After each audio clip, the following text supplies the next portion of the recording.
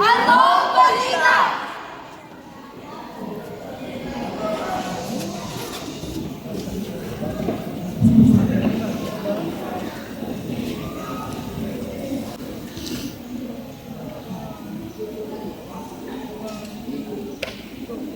Mula sa Diyos ang aming pinapahayag. Ang Diyos ay liwanag. Ang Diyos ay liwanag, at sa Kanya ay walang kadiliman.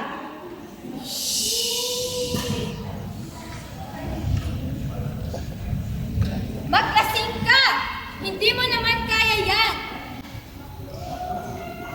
Magbanang ka. Ang cute naman. Oo. Sumabayan sa kasalanan. Walang nakakaalam. Huwag! Huwag kayong makinig sa kanila! Huwag pakinggan ang bulong ng mundo! Makinig ka sa amin! Mas masaya sa dilim! Kailangan mo ang Diyos! May liwanag sa Kanya! Sundin mo ang sinusunod ng mundo! Sundin mo ang Panginoon! Di ba sabay? Kasalanan lang yun! Normal lang yun!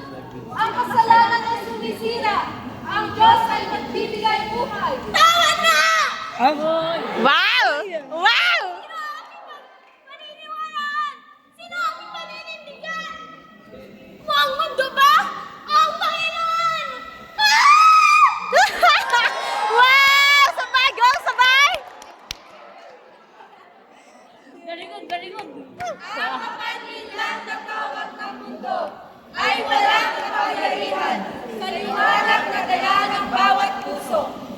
Sinungaling! Tayo ay sinungaling! Kung sinasabi natin na tayo ay namuhay sa liwanag, pero kasabi pa rin tayo ng dilim. Sino? Sino ang niloloko natin? Huwag magpapalit lang sa mundo. Talikuran ang dating gawa. Iwanan ang kasalanan. Piliin ang tama. Manatili sa liwanag. At maging sinag. Liwanag na dapat! Patawarin ang nagkasala. Mahalin ang kapwa. Maging halimbawa.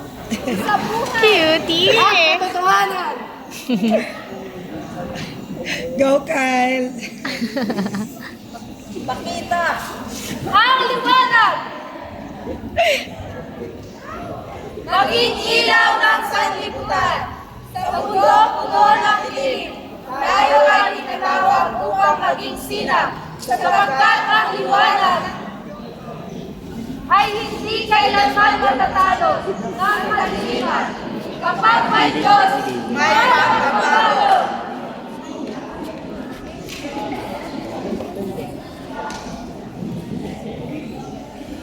Ito ang balita. Ang Diyos ay liwanag. Ang Diyos ay liwanag. At sa Kanya ay walang kadiliman. Yay!